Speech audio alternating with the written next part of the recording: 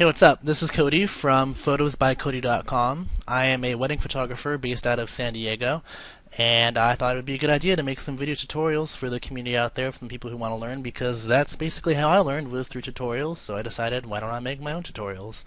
If you want to follow me on Twitter, my Twitter is at photosbycody. If you want to get updates on when I post new tutorials, which is going to be quite often, and when I post new photos as well, and my website is, of course, photosbycody.com. So in this tutorial, we're going to be going over why you should use RAW or why you should use JPEG, the pros and cons of both. And then we're going to start our Lightroom tutorial series, where we're going to be going through importing photos into Lightroom and also filtering and the rating system in Lightroom to organize your and call your photos. So let's get started.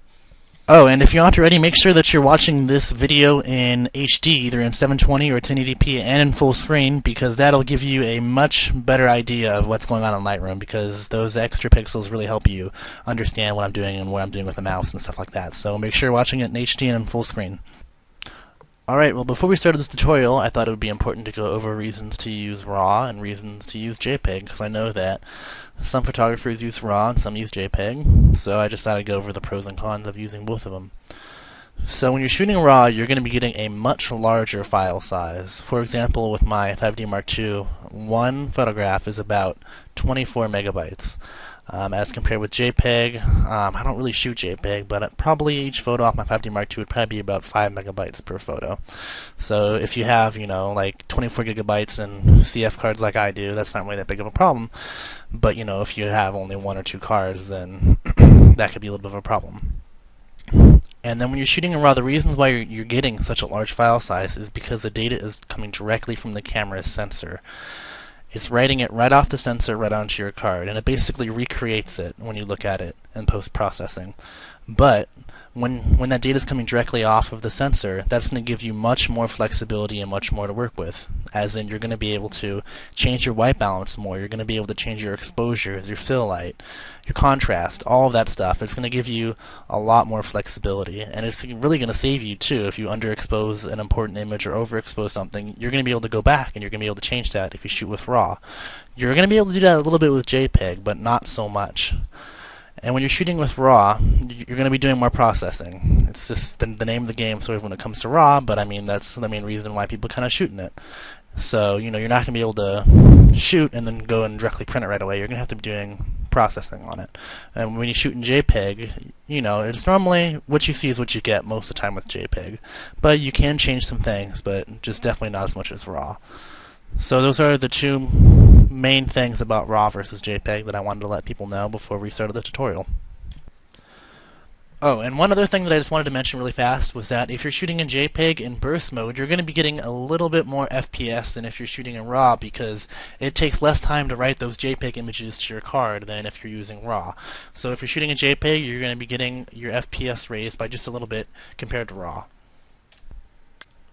Alright, well, here we are in Lightroom. And the first thing you're going to want to do in order to edit a photo is you're going to want to import it into Lightroom. So the first step really is to take the photos off of your camera, and I normally put all the photos under my documents, since I'm using a Windows machine, but if you're using a Mac or whatever, you can put it wherever you want. So you're going to want to go over here under Folders.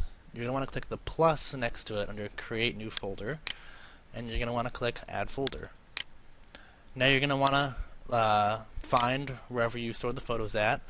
So my photos are stored under Engagement Sessions and then Justine, which is the photos I'm going to be using for this.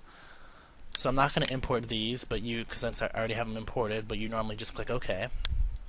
So now that all of these photos are imported, I want to go over the rating and filter system that Lightroom uses. This is a great way to organize your photos and get rid of the ones that you don't want, keep the ones you like. They also call this culling in the industry. So yeah, normally what I do is I apply 0 stars. They're using a star system down here. I use 0 stars for photos that I don't want, basically, that I'm going to delete, that are throwaway images. I assign 1 star to photos that I think I might keep, and then 2 stars to photos that I really like. And in order to assign stars, you can use either the numpad or your regular number keys on the keyboard, and you can press 0, to set the rating to 0, but since these are imported, they already have a rating of 0. You just press 1 to assign a rating of 1, 2 for 2, 3 for 3, 4 for 4, 5 for 5. So it's pretty self-explanatory, so I'm going to bring this down to a rating of 0, and I really like this photo, and I think I'm going to use this one, so I'm going to set the rating to 2. And then I'm just going to go over to the next photo by pressing the right arrow key on the keyboard. You know, I like this one. It's okay. I'm going to set it to 1. Go over again. I really like this one. Set it to 2. And basically you just go through this process until you filter out the ones you like and you don't like. Okay, so I have all of my photos either with 1 or 2 stars, depending on how I like them, or 0 stars if I don't like them at all. So now I'm going to show you guys how to use the filter system, and this is great because it will get rid of, but it won't delete them, but it'll remove them from your view of photos that don't match a certain criteria that you set. So in order to set this criteria, you can use your filter options over here. So there's flags, which I really don't use, but flags can be used for whatever you want them to be used for, basically. But I don't use those, so I'm going to skip those. But what I use over here is the star system.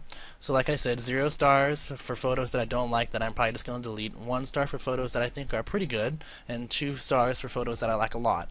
And then I'll go on to my rating system even more so later on when we're in the editing.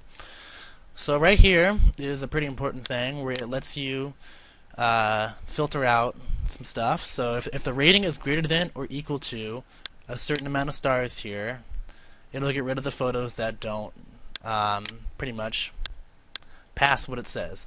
So I'm going to set right here the rating is going to be greater than or equal to 1 star because I basically don't want any of the 0 star photos. So as you can see, I got rid of all the photographs that had 0 stars on them, so now all I have is the photographs that I want to keep, but the files are still there. They're still in Lightroom, they've just been filtered out. They haven't been deleted or anything like that. So that's pretty much all I want to go over through in the filters. There's much more stuff that you can do using filters, but that's pretty much all I use it for, just for calling my images and organizing them a little bit. So in the next tutorial, we're going to be going into the development tab where we're actually going to be editing the photos. So I hope you stick around and watch that one. Thanks.